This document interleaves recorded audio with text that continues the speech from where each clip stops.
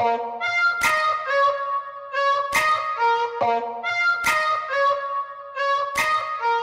what's up everyone? New video about losing fish.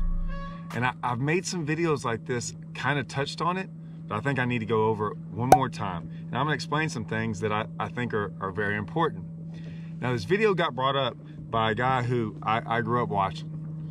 And although he might be right, I don't technically agree with him. And so here's the video.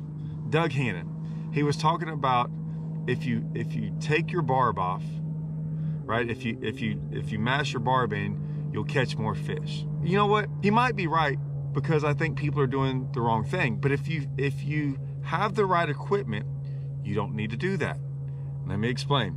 From all my years of fishing, and I've fished with a lot of people in the back of the boat and fished as co-anglers and stuff, and I've seen a lot of fish get lost. I see a lot of things that I think mechanically are wrong in their equipment. I'd say the number one thing I see, far and above more than anything else I see, is guys get rods that are too light. They're too light. I don't care what they say on them. They might say it's a worm rod, but I honestly believe they're selling rods sometimes to the masses, right? And I think that's okay, but man, you can't, not everyone fishes the same and not everyone does the same thing.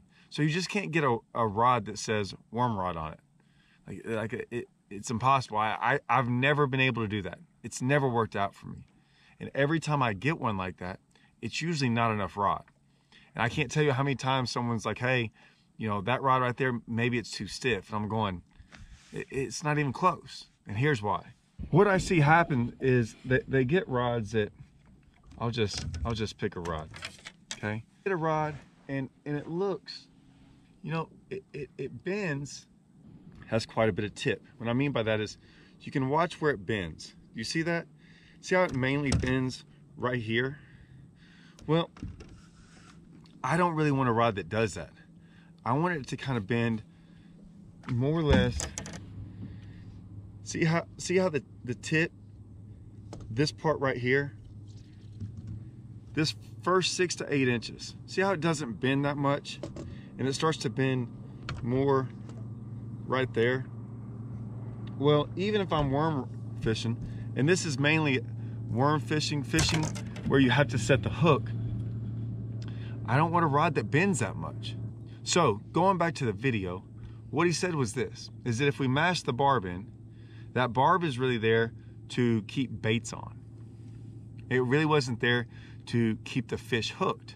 He was saying that the hook's really not penetrating the mouth. I agree with him. I agree with them because most people don't fish with the right equipment. They're fishing with too light a rod. Like I said, I have seen, I would say the number one thing, I see guys fight fish and they lose them.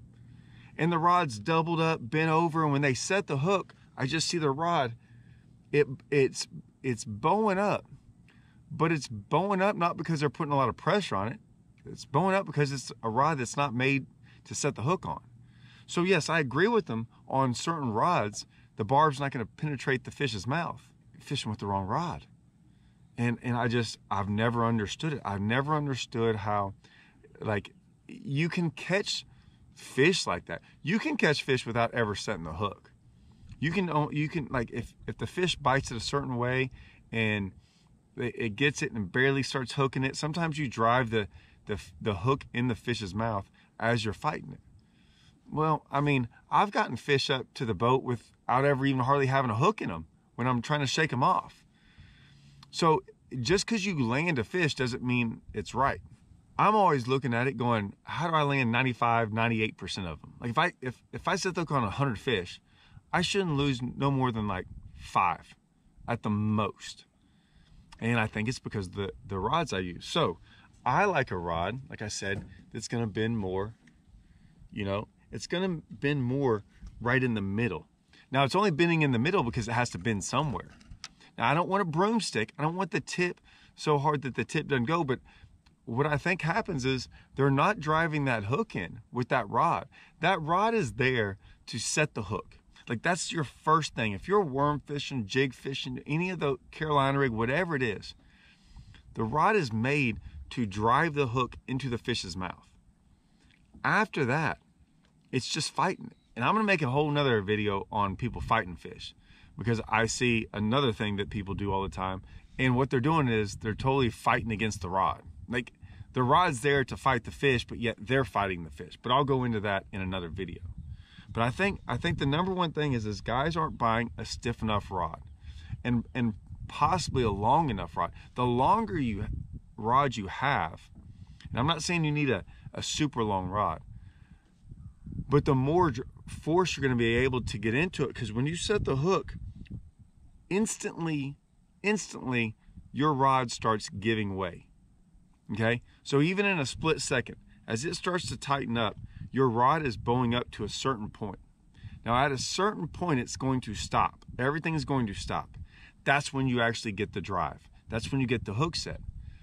Okay, but a lot of times what will happen is it absorbs so much of it in the tip and everywhere else, and there's really no backbone on it to drive the hook.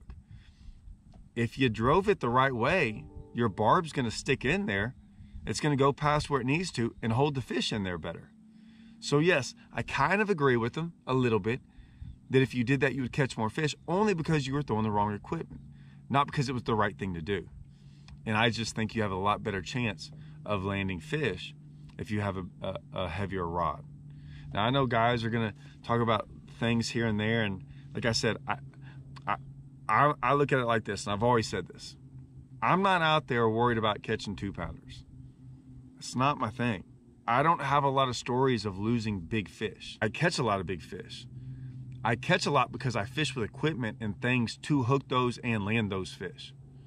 Right? I mean, I've never heard of anyone coming in and telling me about a 2-pounder they caught or a 3-pounder they caught.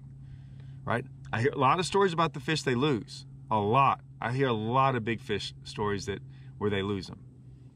I can guarantee you most of them come because they're not the right equipment.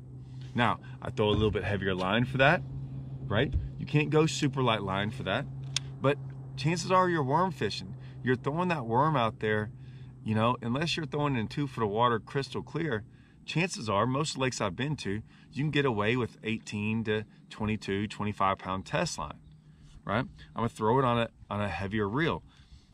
You know, I got this Custom Pro, you know, I throw it a lot on these Super Duties. If you can tell, this Super Duty, yeah, it's seen its better days. Only meaning that I've had this thing for a long, long time. I throw usually all line over like 20, 22, 25 pound test line on that reel. I want a reel that's gonna hold up when I set the hook. That Super Duty does it. I want a rod. I want a heavier rod for worm fishing. I still think, I rarely use a lot of the rods Lew's makes for worm fishing. I'll be honest with you, I don't. I see a lot of them that say, you know, worm rod or heavy jig rod. I still think some of them are too light. So I just go with a heavier rod. This rod right here, this is a finesse. This is my little finesse rig. That's what this is. And it's a 7.3 medium heavy. And yet it's my finesse. I mean, that's what I got, like 14 pound test line. I go a lot heavier. Actually, I had Lew's make me up some rods that are a little bit heavier, that I frog fish with, that I worm fish with, that I sight fish with. I needed a heavier rod. And so pay attention to that when you're getting rods. And if you're worried about it, go a little bit longer. If you wanted to go heavy, go a little bit longer. The reason I always say go longer is you can go heavier, and the longer you go, chances are it's still a rod they're gonna make. It's gonna bend more. So it's gonna be able to bend and get that curve in it. But like I said, try that out. If you're losing fish a lot, you know, especially if you're setting the hook and you're losing them really, really quick before you really even get a whole bunch of reels in it, it's 100% your rod. It just is, guys. And I think it's the biggest mistake I see fishermen make to this day is they go too light of rod. Yes, you need a light rod for certain things if you're fishing light stuff, right? If I'm throwing something really small and really lightweight. But if not, we don't need that stuff that light.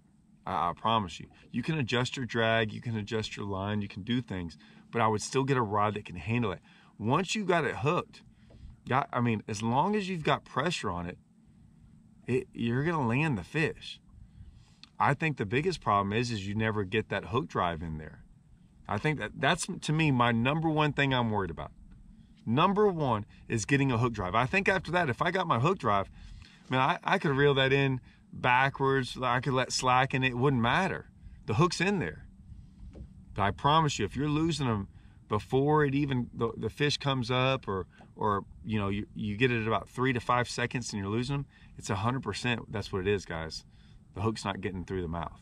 It's not getting dug in there deep enough for it to act like a hook. It's just barely penetrating a little bit.